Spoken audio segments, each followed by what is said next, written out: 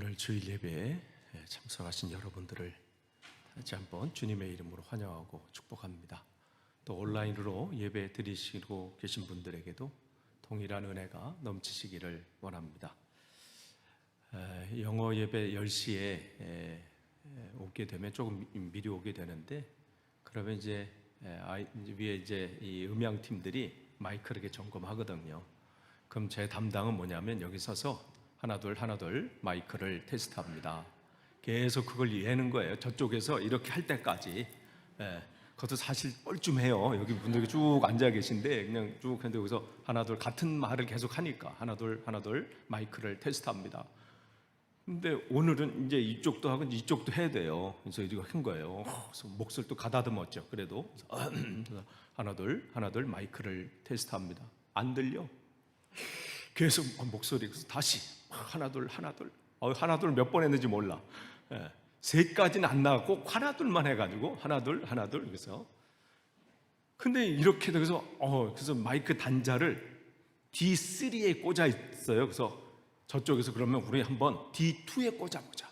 그래서 빼가지고 D2에 막 혹시 하다가 또 소리가 또 빼고 할 때 막 소리 나잖아요. 혹시 그럴까 막 두렵고 떨리는 마음으로 D2에 딱 해서 하나 둘 마이크를 테스트합니다. 안 들려? 안 나와. 근데 갑자기 신현이가 뚝 오더니 목사님 여기 마이크 단자 안 껴져 있어요. 빼져 있어요. 여기 끼는 거 있잖아요. 그거 안 끼고 여기랑 저기랑 마이크 테스트합니다. 하나 둘 막 하고 여기다 꽂았다 저기다 백날 꽂으면 뭐해? 여기랑 연결된 게 빠져 있는데 그거 보면서 띵 했어요. 혹시 나의 기도가, 혹시 나의 신앙생활이 하나님과 연결되지 않고 혼자 막 애쓰면서 하나 둘 마이크를 테스트합니다. 내 목소리 왜 안 들어주십니까? 왜 나는 왜 연결하라 계속 말하는데도 하나 둘 마이크를 테스트합니다. 연결하세요. 하나 둘 마이크를 테스트. 그건 아닌가. 근데 제 귀가 열려 있었어요. 신현이가 목사님 이거 빠졌어요. 바로 꼈더니 하나 둘 하기 전에 소리가 나와. 세까지 갈 것도 없고요. 마이크 테스트 이거 나올 필요 없어. 나오거든요. 우리가 점검하는 거예요. 연결돼 있는지, 내가 하나님과 연결돼 있는지. 그게 중요한 거예요. 그래서 성경을 보면요, 하나님께서 성경 전체를 통해서 너는 누구인가 이 말씀을 자주 하셔요. 너는 누구인가? 그러면서 창세기 17장 7절 말씀 보면 아브라함에게 하나님께서 이런 말씀하세요. 내가 내 언약을 나와 너와 및 내 대대 후손 사이에 세워서 영원한 언약을 삼고 너와 내 후손의 하나님이 되리라. 아브라함이 무슨 말씀을 하시면 너는 누구냐? 내가 너의 하나님이다 이 말씀을 하시는 거예요. 지금 이민 온 거예요. 사실 이민 온 거잖아요. 아는 사람 한 사람도 없어요. 그래도 우리가 영국 땅에 올 때는요, 그래도 아는 사람 있어가지고 그래도 이렇게 오거든요. 그래서 도움 좀 받고 이렇게 하잖아요. 근데 첫 발을 띄었는데 아무도 아는 사람 없는데 얼마나 두렵겠어요. 걱정이 왜 없겠어요. 그럴 때 하나님께서 너는 누구냐? 내가 너의 아버지다. 내가 너의 하나님이다. 이것은 아브라함에게만 하신 말씀이 아니라 오늘 저와 여러분에게 하시는 말씀입니다. 창세기 28장에 보면 야곱이 형을 피해서 도망가는 장면이 나오는데 얼만큼 뛰면서 도망갔든지 이제 더 이상 뛸 힘이 없어서 지쳐서 쓰러졌어요, 그냥. 근데 그 꿈결에 꿈 환상을 통해 꿈에 하나님을 만나게 되잖아요. 지금 외삼촌 집으로, 즉 어머니의 고향이에요. 그것을 도망가다가 꿈속에 하나님께서 나는 여호와니 나는 하나님인데 너의 할아버지 아브라함의 하나님이고 너의 아버지 이삭의 하나님이다. 내가 너를 보호한다. 내가 너와 함께한다. 즉 그러한 보잘것없는 도망자 야곱에게도 하나님이 주시는 말씀은 너는 누구인가? 즉 나는 너의 하나님이다. 너는 그냥 사람이 아니라는 거예요.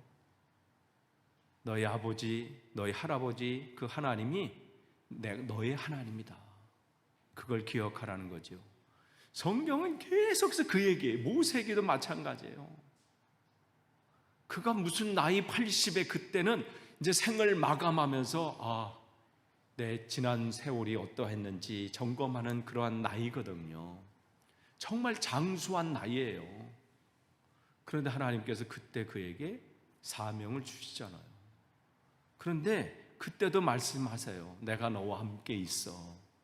그러니까 너 스스로 볼 때 나는 이건데, 나는 별 볼 일 없는 사람인데, 건강도 좋지 않고 배운 것도 별로 없고 나이도 많고 여러 가지 핑계댈 게 너무 많아.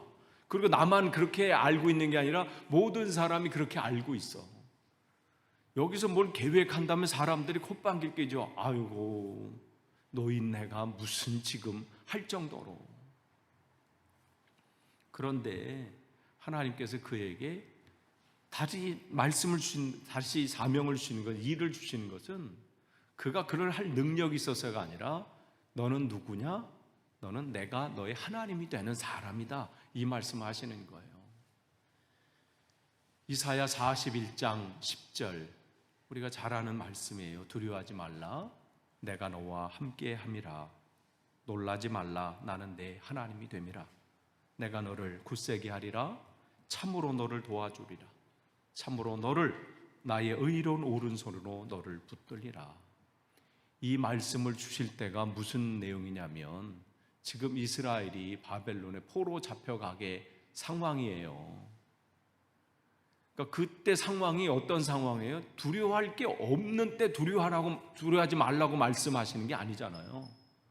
정말 두려워할 상황이에요.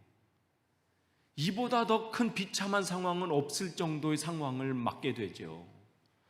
모든 소망을 꿀 수 없는 그런 상황 속에서 하나님이 주시는 말씀이에요. 두려워하지 말아라. 놀라지 말아라. 나는 너의 하나님이 된다. 내가 의로운 오른손으로 너를 붙든다. 즉, 너는 누구인지 어떠한 상황 속에서 놓치지 말라는 거예요.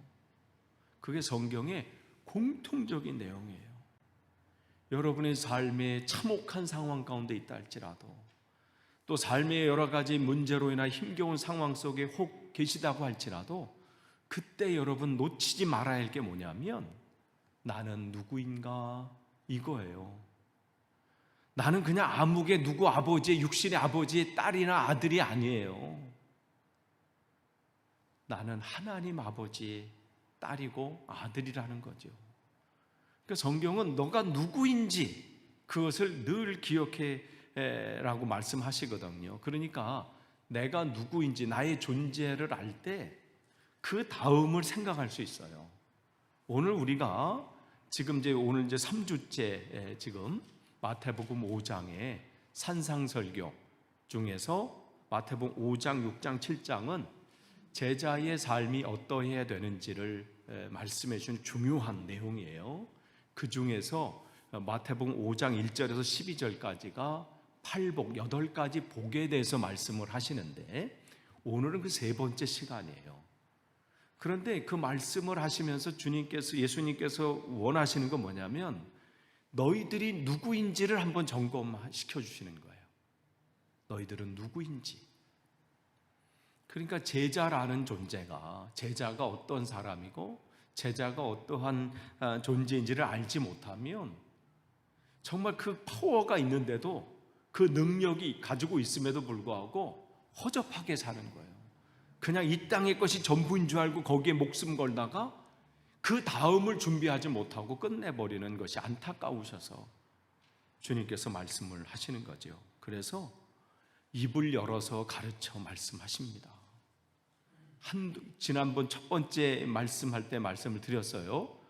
예수님께서 요 마태복음 5장, 6장, 7장은 한 번 말씀하신 게 아니라 하여간 틈이 나면 또 말씀하시고 또 반복하시고 또 가르치시고 그러한 내용이셨습니다. 그렇기 때문에 오늘 우리가 이 말씀을 계속 나누면서 나는 누구인지 또 내가 어떠한 삶을 살아야 되는지 그것을 같이 나누기를 원합니다. 출애굽기 3장 1절서부터 이렇게 쭉 보면 하나님께서 모세를 부르시는 장면이 나와요. 그의 나이 아까 말씀드린 대로 생을 이제 마감하는 나이 80이 되었습니다. 그가 시편에 고백하기를 사람들이 그 당시에 보통은 70을 살고 건강한 사람이 80을 산다. 그러니까 이제 바울은 그래도 건강하게 지낸 것 같아요. 뭐 그 나이에도 양을 치는 걸 보니까 무릎은 좀 괜찮으신 것 같아. 그렇지 않으면 뭐 합생했어요. 뭐 할 때마다 삐그덕거리고 아이고 허리 뭐 이렇게 하면 참 저도 마찬가지로 우리가 뭐 성한 데가 없잖아요. 이렇게 어떤 50을 넘어가면서 보면요, 뭐 하나씩 고장나기 시작해. 뭐 여기가 하면 이쪽이 되고, 뭐 여기 괜찮으면 밑에 쪽에서 또 뭐 그러고. 근데 80에 그 양을 몰고 다닐 정도면 건강했던 거죠. 그런데 그러나 새로운 뭔가를 계획하기는 곤란한 어려운 또 상황이기도 합니다. 그런데 그를 주님께서 부르시면서 뭐라고 하냐면 내 신발을 벗어라, 이 말씀을 하세요.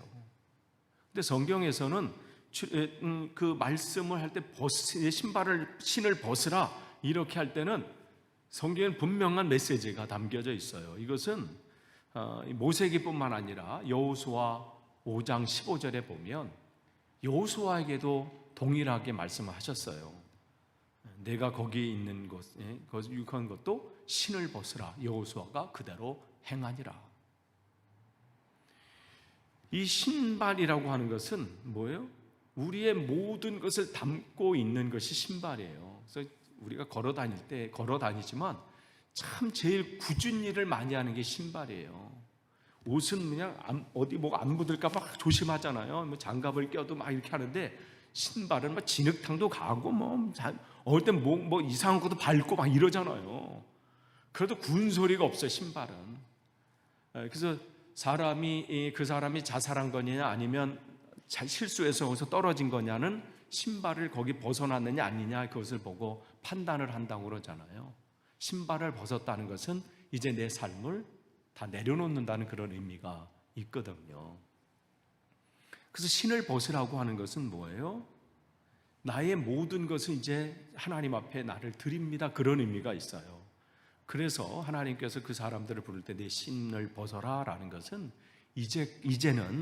지금까지는 네가 신을 신고 가고 싶은 대로 가고 네 마음대로 살고 네 생각대로 네 경험대로 고집대로 살았던 그 삶을 이제는 스톱하고 그것을 이제 벗어놓고 이제는 내가 하는 대로, 내가 인도하는 대로, 내가 말씀을 주는 대로 그렇게 살라고 결단을 그 앞에서 촉구하는 거예요.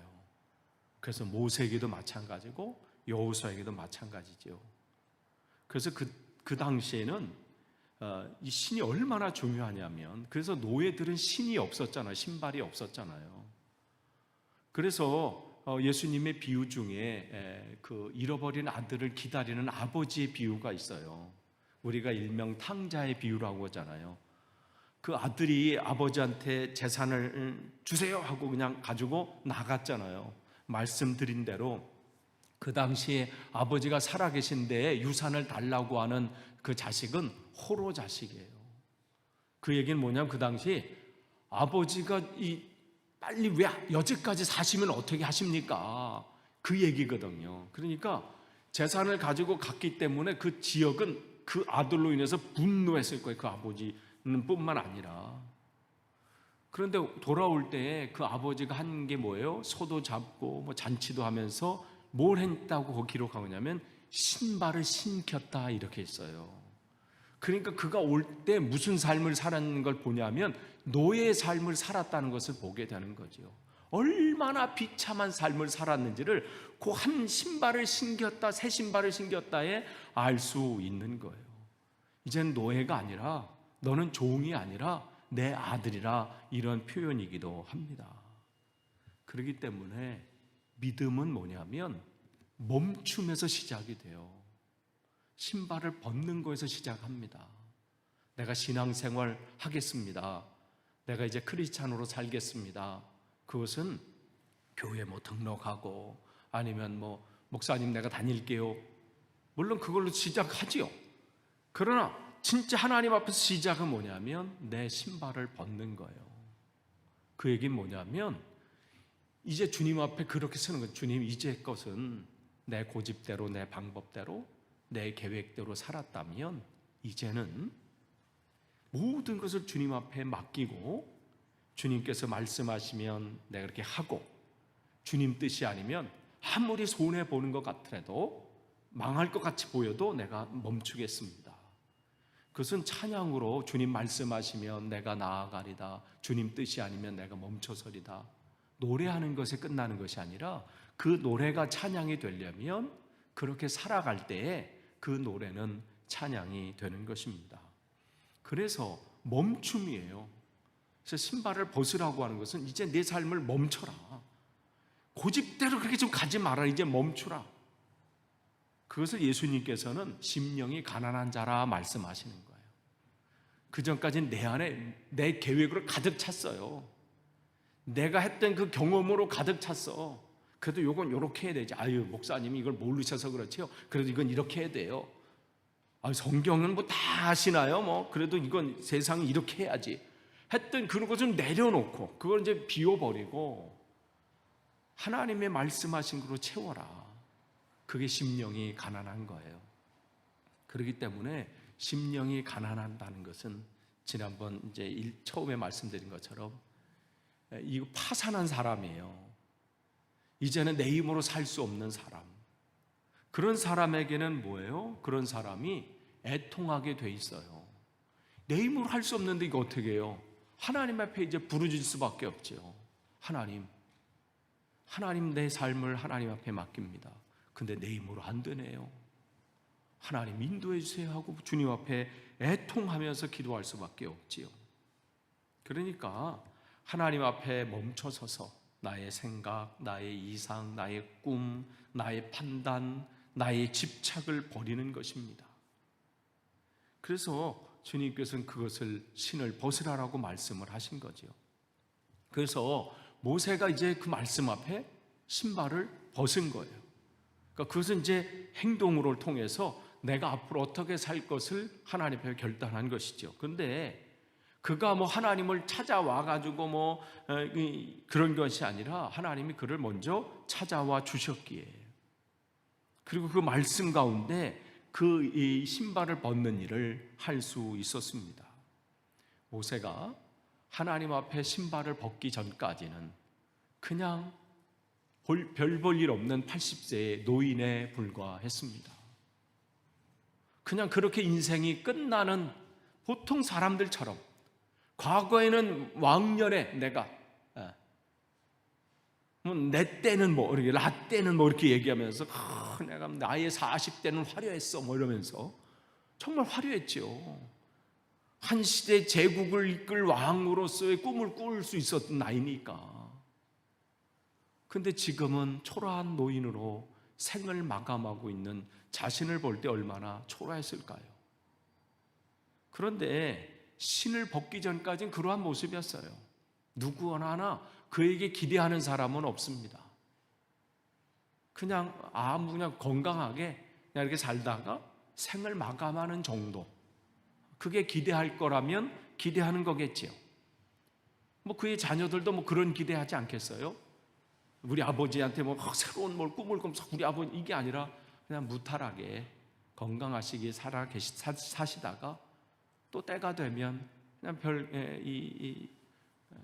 병치레 없이 가시기를 소망하기도 하잖아요. 그런데 하나님 앞에 신발을 벗고, 즉 자기의 삶이 이제 황복하고 그랬더니 어떻게 해요? 그 벗었던 그 신발을 내려놓을 때 하나님께 것으로 그의 삶을 채워주셨을 때 그가 예전에 꿈꿨던 그 소망들을 이루는 그 놀라운 일들을 감당하게 되었습니다. 똑같은 신발이지만 신발을 벗고 하나님 앞에 나의 삶을 다 내려놓고, 주님 이제 내 힘이 아니라 하나님의 힘으로 살겠습니다. 이제 하나님의 계획대로 살겠습니다. 하나님의 뜻을 찾아서 살겠습니다 할 때에 그 뒤에 다시 신었던 그 신발은 예전의 그 신발이 아니에요. 사람들 눈에는, 아내의 눈이나 자식의 눈이나 다른 사람들의 눈에 볼 때는 똑같은 신발이지만, 그 신발을 다시 신은 것은 이제는 하나님의 신발로 신은 것이죠. 지팡이도 마찬가지예요. 그전에는 그냥 흔히 보는 나무 지팡이였지만, 주님을 만나고 나서의 그 지팡이는 하나님의 지팡이가 된 것과 마찬가지입니다. 그렇기 때문에 신발을 벗는다는 것은 다른 말로 주님께 항복하는 겁니다. 바울은 이것을 자기를 죽은 자로 여기는 것이라고 말씀을 했습니다. 나의 모든 것을 죽은 자로 여기는 거예요. 항복하는 거예요. 그리고 심령이 가난해진 것이라고 주님은 말씀하신 겁니다. 파산된 상태입니다. 일도 하나도 이제는 희망이 없는 상황입니다. 주님께서 나를 인도해 주지 않으면 그는 아무것도 할 수 없는 상태. 바로 이것이, 그렇기 때문에 바로 이것이 주님께서 너희가 제자가 되려고 하는 사람들에게 주시는 말씀입니다. 그렇기 때문에 그리스도의 삶을 살려고 하는 사람이라면, 제자의 삶을 사는 사람이라면 여러분의 신을 벗어야 합니다. 또한 심령이 가난해져야 합니다. 그렇기 때문에 그 심령이 가난한 자는 자기가 할 수 없음을 알기 때문에, 자기가 할 수 있는 것이 없다는 것을 깨닫기 때문에 그는 그때부터 눈물을 흘리기 시작합니다. 주님 앞에 부르짖을 수밖에 없습니다. 그래서 애통하는 자가 복이 있는 거예요. 그럼 주님의 위로를 그에게 주시죠. 그러면 그렇게 애통하는 자는 그 다음에 주시는 말씀은 오늘 이거예요. 온유한 자예요. 애통하는 자, 주님 앞에 주님의 은혜가 아니고서는 나는 살 수 없습니다. 애통하는 자에게 주시는 하나님 말씀은 뭐냐면 온유한 자는 복이 있나니. 여러분이 온유한이라는 단어를 들을 때 어떤 느낌이 드십니까? 박온유가 생각나시나요? 내일 옵니다. 내일 오는데 온유 그러면 저도 온유가 생각나요. 그럼 여기서 주님께서는 박온유를 그때는 모르셨을 텐데, 그럼 온유함 할 때 여러분 어떤 느낌이 드세요? 온유 그러면 우리가 착하다, 쟤는 참 법 없이도 살아, 이런 정도입니까? 인자한 얼굴, 늘 웃는 얼굴, 이 정도 연상이 될 겁니다. 그런데 오늘 본문에서 예수님께서 말씀하시는 그 본래의 의미는, 온유라는 뜻은 그 속에 뭐가 담겨 있냐면 오래 참음이라 이런 뜻이 담겨져 있어요. 온유는 오래 참는 것입니다. 겉으로는 어떠한 어려움들이 오고 공격이 오고, 이 가운데 내가 어떻게 이걸 감당하나 하는 상황 속에 온다 할지라도 하나님을 향한 그 사랑 때문에 그것을 견뎌내는 것, 참는 것, 인내하는 것, 이게 온유입니다. 다윗이 사울 왕한테 10년 넘게 쫓겨다녔잖아요. 쫓겨다니는 인생이 그게 쉬운가요? 물론 저는 그런 경험이 없어서 모르겠는데, 뭔가 이게 빚진 삶에서 빚 때문에 쫓겨다닌다거나, 아니면 어떠한 죄 때문에 쫓겨다니거나, 아니면 물론 그런 거 있어요. 예전에 어릴 때 술래잡기 할 때 확 숨어 있는데 막 소지가 이렇게 막 다가올 때는 막 쫄려요, 막 마음이. 근데 어때 하냐면 못 찾겠다 꾀꼬리 하면, 왜 꾀꼬리인지 전 모르겠어요. 못 찾겠다 꾀꼬리 하면 다 자유했어. 자유롭게 이렇게 나갔는데, 그런데 이 숨어있고 도망다니는 삶이 얼마나 괴로웠겠어요. 근데 자기뿐만 아니라 자기암 초반에 400명, 또 나중에 또 600명 막 늘어나고 사람들 막 늘어나는 거예요. 그들과 함께 도망다니는 삶, 그리고 모든 군사들이 모든 잡으려고 지금 할 때 기회가 있었잖아요. 사울 왕을 죽일 수 있는 기회가 있었는데, 분명한 원칙은 뭐예요? 하나님께서 기름 부음 받은 자를 내가 할 수 있는 것이 아니다. 그것은 하나님의 소관이다. 하나님의 뜻, 하나님께 하신다. 그게 뭐예요? 오래 참음이에요. 하나님의 때를 늘 기다리는 것. 내가 할 수 있는 방법이 있지요. 내가 뭐 한번 해서 살 수 있지요. 그런데 제자의 삶은 오래 참음이라 말씀하고 있습니다. 하나님의 때를 구하는 거예요. 하나님께서 하실 그 일들을, 또한 온유함 속에는 무슨 의미가 담겨 있냐면 무력감, 그것이 담겨져 있습니다.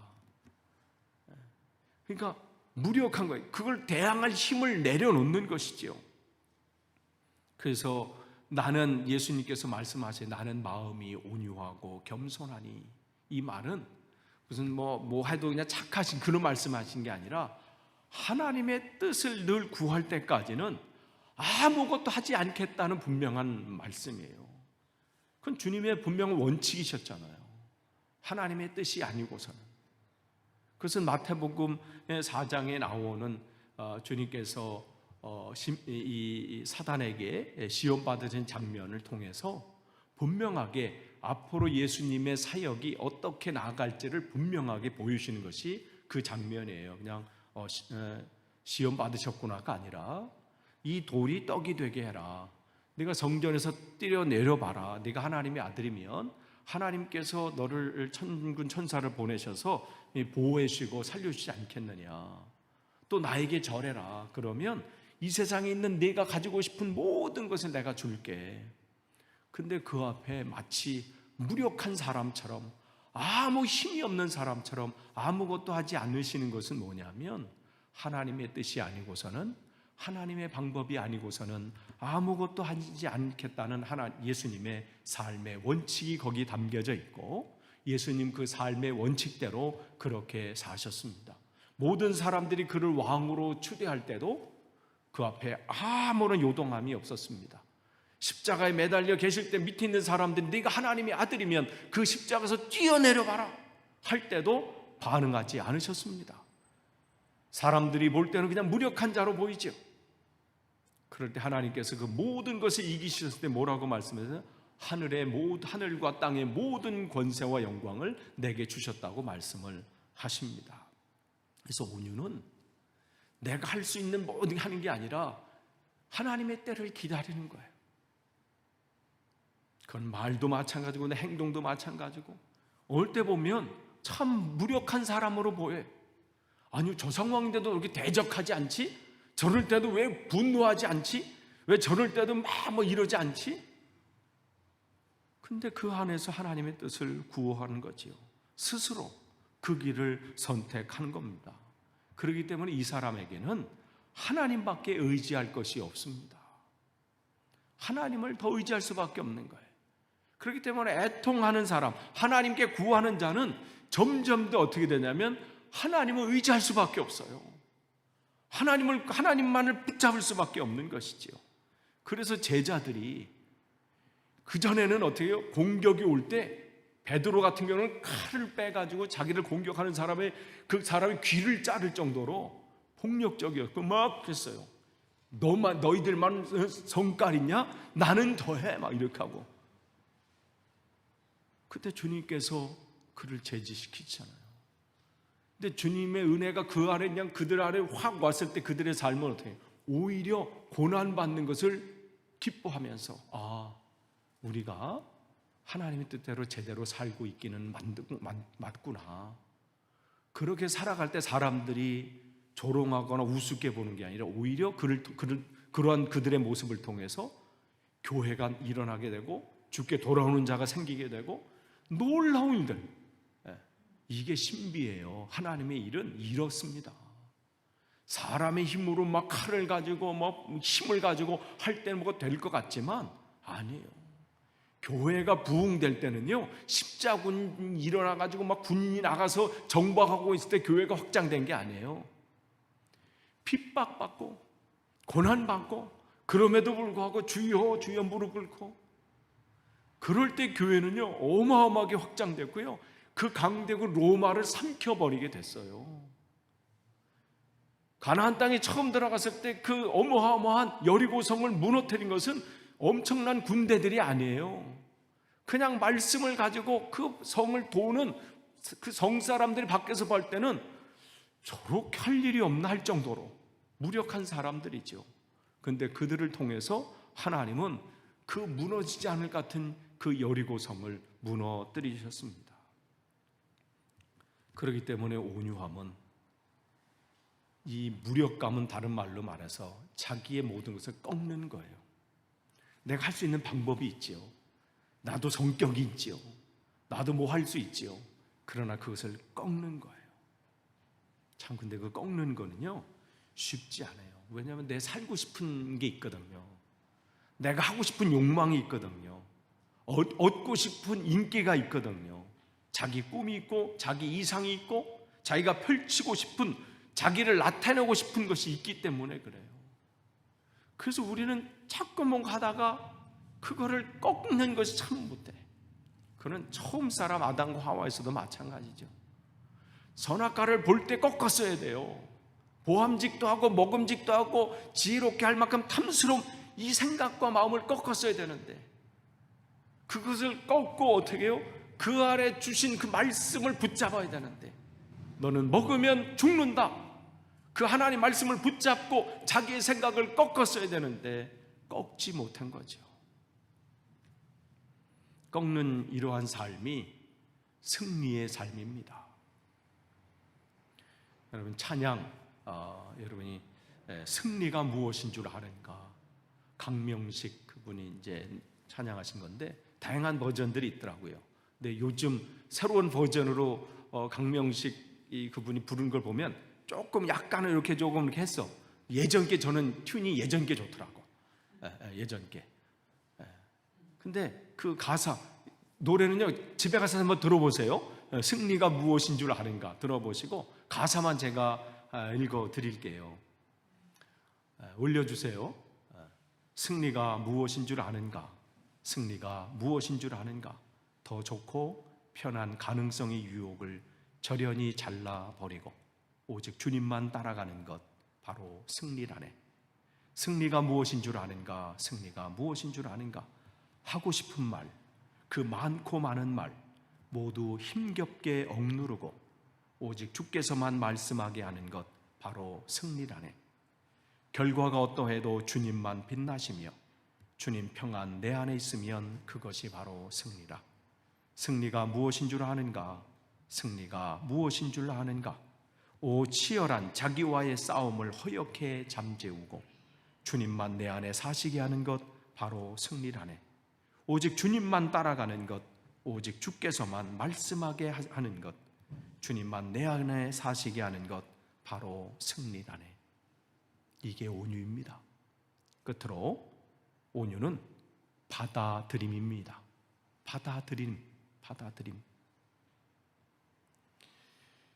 히브리적인 사고에서 온유한 자는 하나님의 인도하신 하나님의 말씀을 그대로 순종적으로 받아들이는 사람입니다. 어디로 보내시든지 무슨 말씀을 하시든지 그대로 겸손히 받아들이는 사람입니다. 그래서 초대교회 제자들은 겸손한 사람들이었습니다. 사마리아 성 그 지역에서 복음의 역사를 나타냈던 빌립 집사님은 어느 날 주님께서 인도하심으로 이제 이곳을 다 내려놓고 내가 지시한 곳으로 내려가라. 내려갔는데 그곳이 뭐냐면 광야예요. 아무것도 사람이 있을 곳이 아니에요. 아니, 내가 이렇게 잘 나가던 사람인데 나를 이곳으로? 때로는 그 길을 걸어가면서 의심했을 수도 있을 거예요. 그러나 그럼에도 불구하고 어떻게 해요? 받아들이는 거죠. 그 길 끝에서 그는 에티오피아 재무장관을 만나게 되지요. 그 순종했을 때 그곳에 복음이 전해지는 역사가 나타났습니다. 그러니까 내가 하고 싶은 이런 것들이 있지만 말씀하시면 나의 모든 것을 내려놓고 그 앞에 순종하는 거예요. 이것은 다른 말로 야생말이 그 잡혀서 어떻게 길들여지는 것, 이게 바로 온유함입니다. 그전까지는 자기 막 하지만 이제는 받아들이는 거죠. 저희 집에 키우는 토끼가 눈이, 한쪽 눈이 약간 이렇게 뭐 백내장처럼 조금 뭐가 있어서 이 펫숍에 가서 치료 지난주 받고 지금 하루에 한 번씩 여기 입에 약을 넣어서 먹이고 하루에 3번씩 눈약을 넣습니다.